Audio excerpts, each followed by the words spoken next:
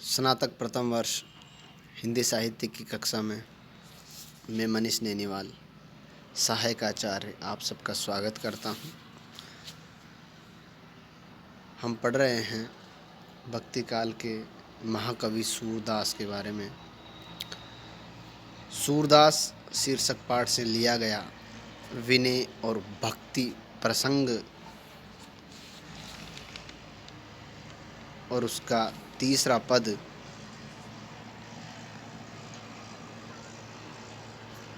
आजू हूँ एक एक करी टरी हूँ। सखे भाव की भक्ति इस पद में दर्शाई है सूरदास ने। इससे पूर्व के दो पद हम पूर्व वीडियो में पढ़ चुके हैं। आज हम तीसरे पद का अध्ययन कर रहे हैं। आजू हूँ एक एक करी टरी हूँ, के तुम ही के हम ही माधो अपुन भरोसे लरी हूँ।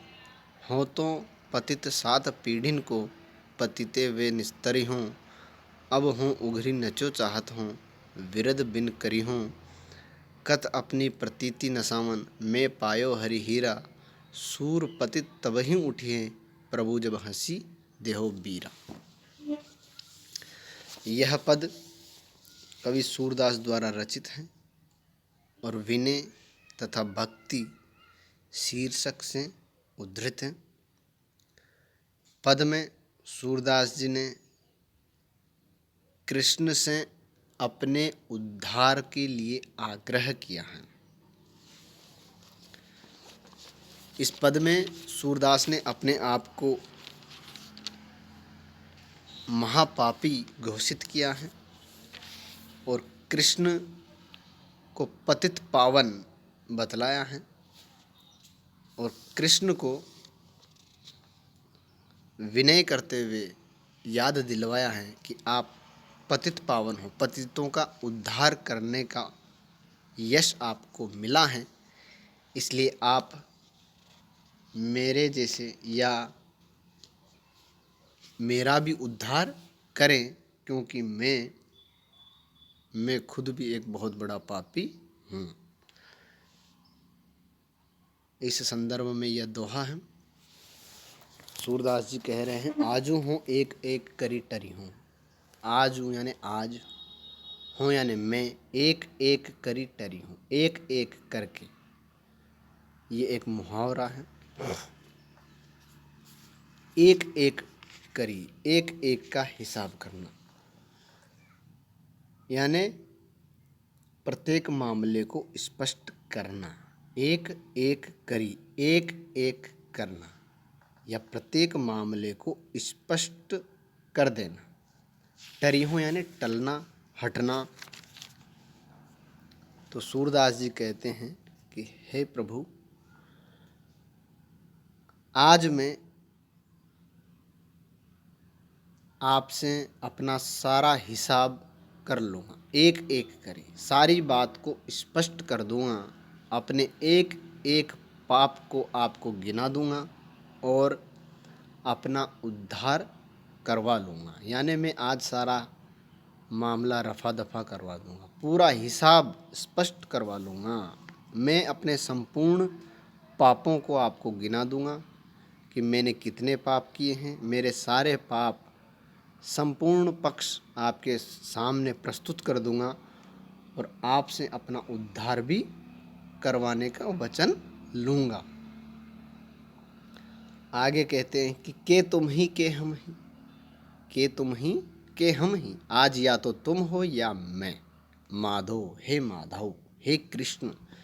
आज या तो तुम ही जीतोगे या फिर मैं जीतूँगा।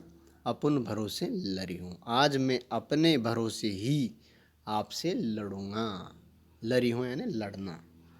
अपन भरोसे यानी अपने भरोसे, किसी अन्य की सहायता न लेकर अपने ही भरोसे पर आपसे लड़ूँगा। हो तो पतित सात पीढ़िन को। कबीर अपने आप को सात पीढ़ियों का पापी, पतित बताते हैं। सूरदास जी अपने आप को पतित बताते हैं और वो भी सात पीढ़ियों का। हो तो पतित 7 पीढ़िन को, मैं 7 पीढ़ियों के बराबर बहुत बड़ा पापी हूँ। पतित वे निस्तरी हूँ, और निस्तरी हूँ का मतलब है निवारण करवाना, उद्धार करवाना। तो मैं महापापी हूँ, 7 पीढ़ियों का पापी हूँ। इतना महापापी होकर भी मैं आज अपने पापों का उद्धार आपसे करवाऊंगा। निस्तरियों यानी निवारण करवाऊंगा। मैं अपने संपूर्ण पापों का आज निवारण करवा लूँगा, अपने पापों से मुक्ति प्राप्त करवाने का वचन आपसे लूँगा।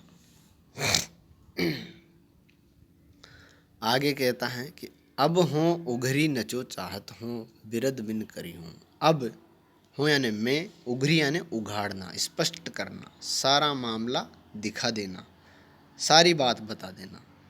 नचो चाहत हूँ यानी नाचना, नचो यानी नाचना, चाहत हूँ यानी चाहता हूँ। आज मैं सारी बात, सारे पापों को स्पष्ट कर देना चाहता हूँ। अपने समस्त जो पाप हैं वो आपके सामने साफ साफ कह देना चाहता हूँ। कुछ भी छिपा कर मैं नहीं रखना चाहता हूँ।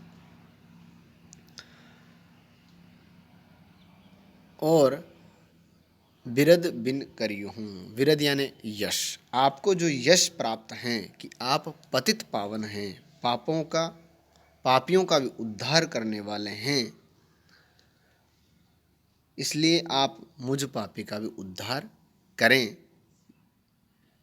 ऐसा अनुनय विनय सूरदास कर रहे हैं श्री कृष्ण से कि मैं अपने समस्त पापों को आपके सामने खोल कर रख दूंगा।